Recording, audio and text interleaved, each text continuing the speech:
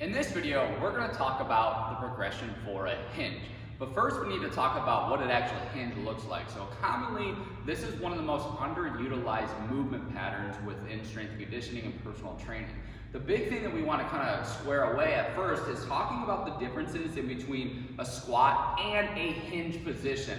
So the big thing about the hinge, that Romanian deadlift, we're always going to have a slight bend in the knee, but again, it always works out the posterior part of the body. So I'm going to have Alex demonstrate 3 repetitions of a perfect hinge position.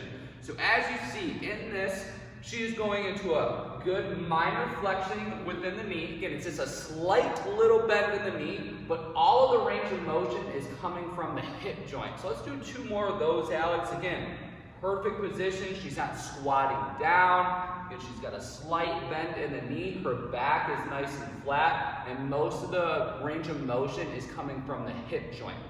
So typically when we are in these movements for the hinge, we see 2 common errors that happen.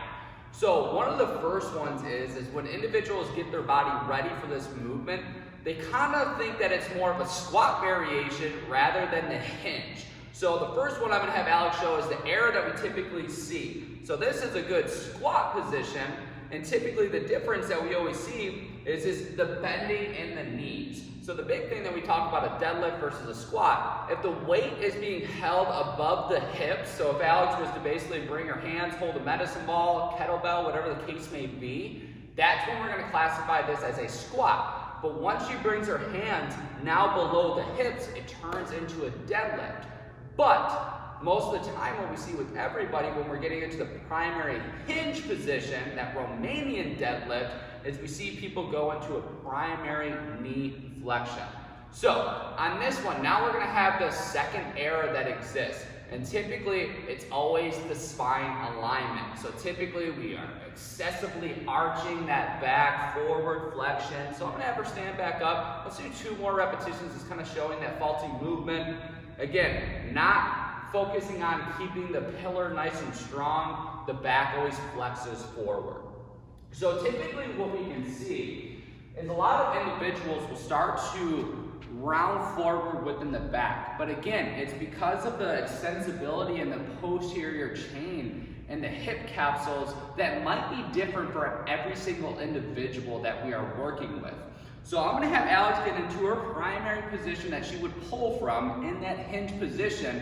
But what I'm going to do is I'm actually going to take my hand and put it on her lower back. And I always say, breaking the digits. So if I start to feel that my hands, my fingers start to separate a little bit, that's when I'm going to tap her on the back and I'm going to limit her range of motion a little bit. So my hand would basically go right here on the lower back, really trying to press firm on it just so that I can start to feel her lower back start to give out a little bit. Now knowing exactly the range of motion that we might need to start her off at depending on where the pyramid meets for her movement pattern. So from here, Alex, let's do the same thing. We're just going to go into the good spine alignment. Right there, go right back up. So same exact thing. Right there, perfect. Let's go 1 more, and I want you to hold that bottom position next time. Right there, perfect, that's good. So now from here, I'm going to take my measuring tape, and I'm going to literally just kind of have her make a nice little fist. So make a nice little fist from here, from the ground. So she is literally just about 11 inches from the ground with her fist. So that's basically where we would hold that center mass around the diameter of that bar. She's roughly around 11 inches. So that's going to alter the way that we are going to start her with in the progression for the hinge position, and now knowing where we need to start. So from here, we have kettlebells. It's typically kind of on the bottom of that pyramid.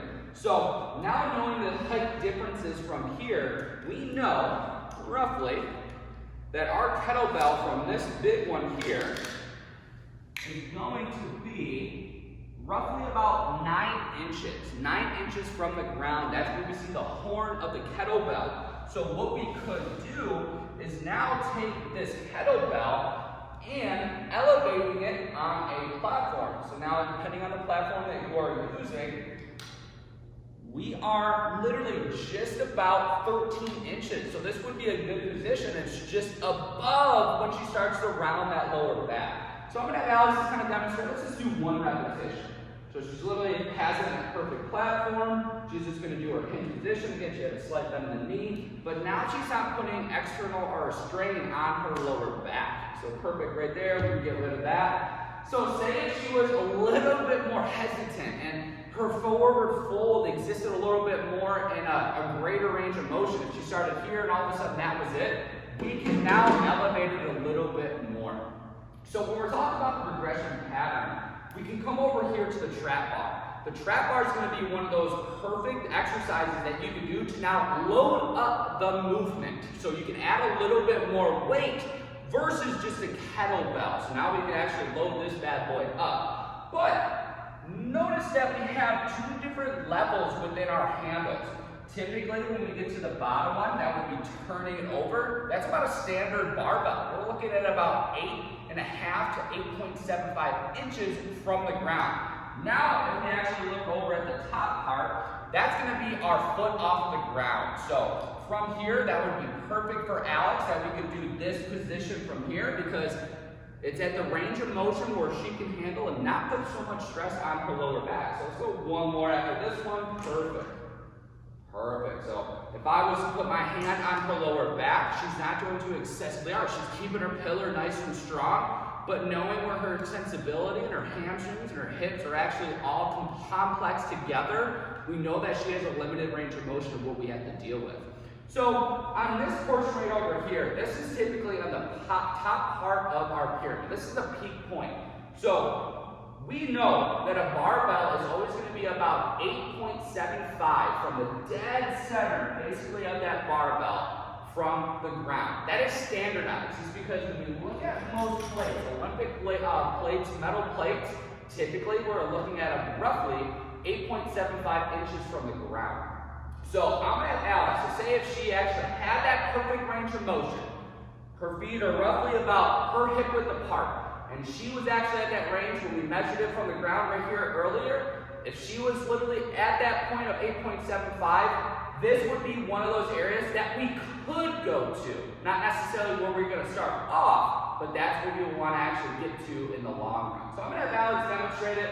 She gets into her nice position. Again, let's just do 2 repetitions. Perfect. Perfect. And I always have my hand on the lower back right there. Perfect. I would put my hand on the lower back, knowing that she's not excessively rounding in that position. So again, this is our hinge pattern. We want to make sure that our body stays rigid. Our spinal complex is in a perfect position for that hinge. And then also, we want a minor bend in the knee when we get into our hinge position. We're not bending our knees, turning into more of a knee dominant exercise. It's all about the posterior chain, glute activation, and prominent flexion within the hip capsule. So again, this is our hinge position. Make sure that we are doing it right. I hope this video helps out.